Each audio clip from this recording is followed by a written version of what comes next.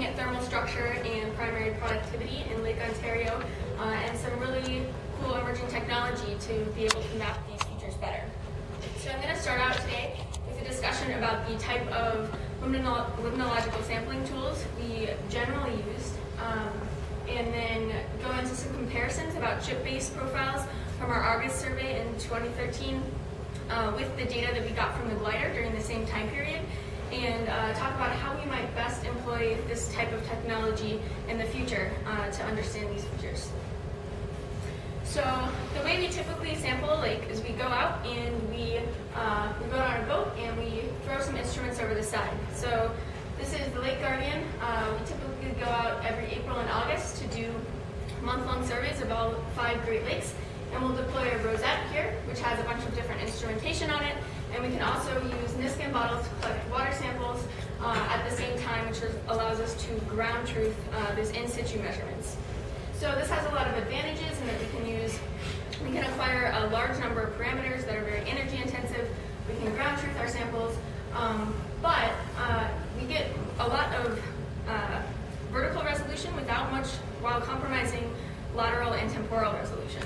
So this is also very expensive, and there are some other technologies that we can use to fill in those gaps.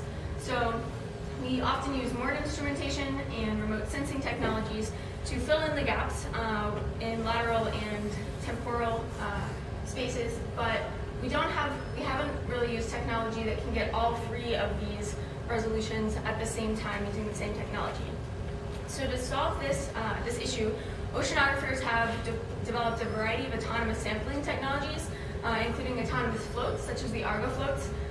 This shows the positions of Argo floats in our world's oceans as of January 2015, collecting a lot of high-resolution profile data. We also use autonomous underwater vehicles, and those have the advantage of being able to get very detailed resolution in small spaces at a given location. But autonomous underwater gliders combine the battery life of floats with the maneuverability of these AUVs, and I'll argue they're ideally suited to looking at features in large lakes. So I'm going to talk a little bit about the history of Slocum gliders. So gliders were first conceived in the 1980s by Douglas Webb, and the idea was supported by a world-renowned oceanographer named Henry Stommel. The instrument they imagined was named for Joshua Slocum, who was the first man to single-handedly sail around the world. So in 1989, Henry Stommel wrote an article and published it in the journal Oceanography that was basically a science fiction article. He was describing a world after a fleet of these gliders had been deployed in the world's oceans. And he described them as they migrate vertically through the oceans by changing ballast, and they can be steered horizontally by gliding on wings. They generally reach the surface 6 times a day to contact mission control via satellite. And he drew his rendition of this mission control on Vineyard Sound. And he described the sort of data that we could get from these and said, in short, we can immerse ourselves in an infinite variety of ways of looking at the real ocean and mathematical abstractions of it. So these gliders became a reality. They were developed in the 1990s by Webb Research Corporation and first deployed in 1999. And they operate just as he described. So they're basically a torpedo-like structure. They have a fin on the back that can be used to set a heading, and they adjust their ballast so that they can dive and rise through the water column, collecting profile data along the way. And then every now and then they'll surface and communicate via satellite with someone back on shore who can access uploaded data and also reprogram them to change their heading if necessary along the way. So as much of it as it may have sounded like science fiction in 1989, this has become a reality. There are a number of gliders deployed throughout the world's oceans and currently being used in ocean observing systems. You can actually go online and look at some of this data real time on the NOAA website. So they're used a lot in oceans. There was even a transatlantic journey of one in 2010 by Rutgers University, but they have yet to be used very much in large lake systems. So Jay Austin has used a glider a few times in Lake Superior, but otherwise they haven't yet really been employed. So this is the first deployment of a glider in Lake Ontario. And this glider deployment was conducted in August of 2013. It was a collaborative effort among the Cooperative Institute for Limnology and Ecosystem Research, the USGS Lake Ontario Biological Field Station, and Cornell University. And the stated research goal was to map the spatial extent and strength of the deep chlorophyll layer in Lake Ontario. So the planned route of this was to be deployed offshore of Oswego, then to have it do several zigzags along the lake and get picked up by the Niagara River about 3 weeks later. So the stated research goal of this mission was to map the DCL. So I want to take a step back and describe to you what the deep chlorophyll layer is and why we care about it in Lake Ontario. So if you look at the graph on the right, we have a profile with depth from 0 to 80 on the y-axis and chlorophyll and temperature on the x-axis. Temperature is in red, and in green you can see chlorophyll with this peak that occurs right below the thermocline. And that's what I'm referring to as a deep chlorophyll layer. And the DCL tends to form when you have relatively low surface nutrients and high light penetration, such that the ideal place for primary production is occurring at the nutricline, which is associated with the thermocline. So in Lake Ontario, this is a feature that we think has been forming more frequently over the past few decades, and that's related to a couple of things. First, we've seen a leukotropication of the system. Here's spring total phosphorus in Lake Ontario from Rudstone et al. 2012, and you can see since the 1972 Great Lakes Water Quality Agreement, there's been a decrease in spring total phosphorus. Now it's stabilized at about the 10 microgram per liter target set by the EPA. So we've had decreased nutrient loading, and also during that time period, we've had an increase in Dreissena mussel populations, which, as you know, clear up the water column pretty dramatically. And so that's led to a combination of decreased epilimnetic production and increased water clarity that has formed ideal conditions for increased DCL formation. And this process has led to a vertical restructuring of the food web, whereby you have production shifting from the epilimnion to the metalimnion, and zooplankton concentrations are potentially following this shift, and it could have bioenergetics implications for a variety of fish species. So the research questions I'm addressing in this talk are, first of all, simply do glider data and ship-based data from our August monitoring agree? What do we observe in glider data that we cannot learn from the widely spaced seabird profiles? And how may this data set inform plans for future methods and glider deployments? How will it inform our future use of this technology? So these are our sampling sites in August of 2013. The blue dots here represent our August 2013 summer survey stations throughout the lake, and the small colored dots represent places where the glider surfaced and gave back a satellite signal. So there are a couple different deployments. In green here is the first deployment. It started July 31st and went offshore until August 3rd, when we had some technical difficulties along the way. There was a search and rescue mission that had to go out for the glider. Fortunately, it was able to be fixed and was redeployed on August 7th here, and did that planned zigzag pattern, and then did sort of a loop back on itself on the western basin. So we ended up with sort of a time series, actually, of the eastern basin with these two transects, another time series in the western transect, and a whole lake view. So I'm going to start off looking at the whole lake-wide patterns and comparing that to the August sampling, and then sort of zoom in on these two sections. So this is a first look at the type of data that we get from this glider. So you can see, starting at number 1 is on the left-hand side, all the way over to number 9 on the right-hand side. And there's pretty high resolution in this data. You can see a lot of fine-scale features. And you see sort of a stronger DCL on the western side of the basin compared to the eastern side of the basin. Note there's a big gap here. One of the times when it surfaced, we reprogrammed it, attempted to decrease the sampling frequency to save battery life. That turned out to not work very well, and we lost a chunk there, but we're able to recover and get higher resolution data for the rest of the deployment. So that's sort of this middle section of the lake where we don't have very high resolution data. If we look on a whole lake-wide scale, we can compare the patterns that we see from the Lake Guardian sampling, which here are all the stations again on the left, and this is the glider profile. So we're comparing from west to east. each of these graphs shows from 0 to 60 meters on the y-axis and longitude on the x-axis. And then in the color, we either have temperature on the surface or chlorophyll A fluorescence on these lower graphs. Also note these vertical bars, the black lines in the seabird profiles from the ship represent where we actually have data. So between those points is just a simple interpolation. So the encouraging thing is that we see really similar patterns in temperature. The thermal structure of the lake is very similar. You can see a tilted thermocline. So on the western side of the basin, it's shallower, deeper on the eastern side. And this is because of prevailing wind conditions in Lake Ontario. We set up the structure by August.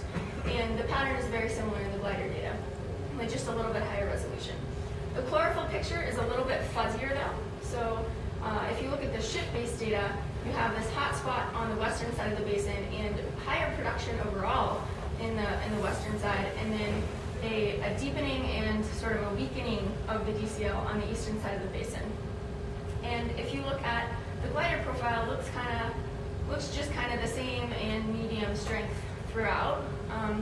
There are a couple of reasons this could be. One, with these seabird profiles, we're just at one location, and we could see in that previous slide that there's some degree of patchiness to the deep chlorophyll layer. So we may have sort of hit a hot spot that then got interpolated to the whole region and made it look like we have really high production there when maybe it was just 1 or 2 data points. And the other thing is that if you note the dates on here, the August survey on the Lake Guardian was the 12th to the 14th, and the glider was deployed the 7th to the 19th for this portion. So that's almost a week difference on each end of the basin. So by the time that the glider got all the way across the lake, things may have changed a lot. So if we zoom into the eastern side of Lake Ontario, again we have these 2 transects, one the 31st to the 3rd of August and one from the 7th to the 9th. And you can see that in that short period of time, you actually have quite a shift in the DCL structure. So in the first couple of days, you have a very strong deep chlorophyll layer. It's very narrow and relatively stable across that region. And by the 7th to the 9th, you have a dissipation of the deep chlorophyll layer and a weakening. So you see the depressed thermocline here, indicating some degree of downwelling, depressing of the thermocline. And what can happen is if the thermocline actually gets too deep, the nutricline is deep enough that light does not penetrate deep enough to actually have that production layer. So you lose that production and the DCL dissipates. So I think that's what we're seeing here. And in just a few days' time, you can see this shift. If you look at the western transects, you similarly see a pretty dramatic shift over a 2-day or just a few day time period. Note the thermocline here is a lot shallower than we just saw in the previous plots. So again, that's that tilted thermocline, shallow on the western side of the basin and deep on the eastern side of the basin. But you still do have a pretty considerable DCL, and then a few days later, it's broadened quite a bit. So this just really emphasizes that the deep chlorophyll layer isn't necessarily a highly stable feature. It can change over the course of a few days, and that deploying this technology for shorter transects rather than across the whole lake over a long period of time may give us a lot of information about the variability of this feature, and especially during times where thermal structure is shifting quickly. So lastly, I want to step back to a comparison of all the data points from the glider and from the seabird profiles.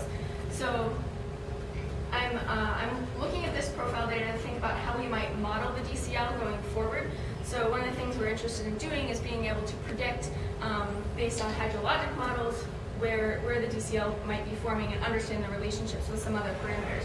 So if you look at all the profile data for the glider in blue and the seabird in red, you can see that they match up pretty well. Individual profiles were not able to be synced up necessarily because the timing was different, and so that made it really difficult. But on the whole, you see a similar pattern.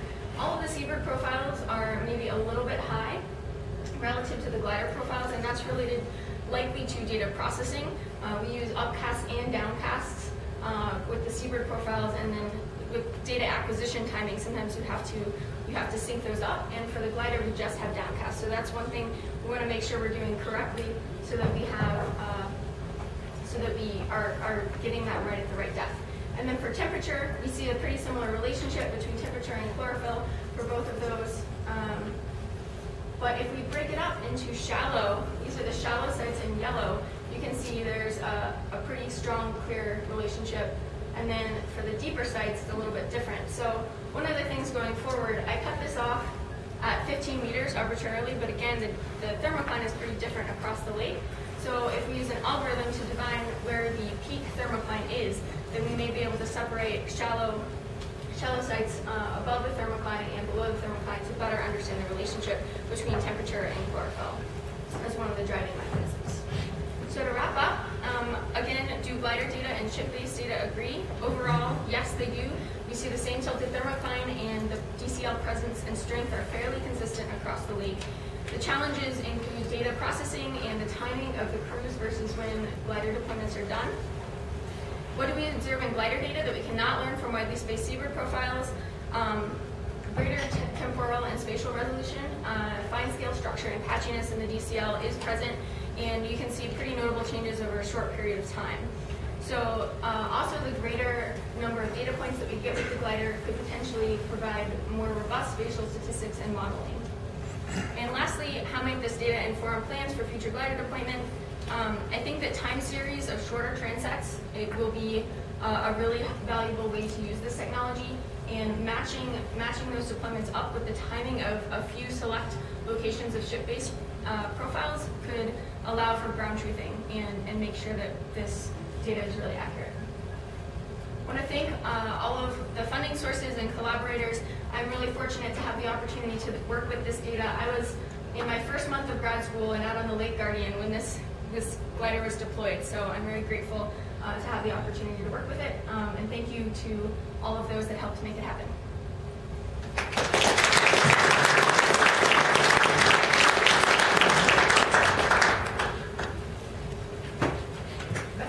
How is the glider propelled? So it doesn't have self-propulsion. That's why it has such a good battery life. So it simply uses buoyancy control and a fin to control its heading to make itself sink. So because of the torpedo structure, it just changes its buoyancy and sinks and then rises. So it just basically works.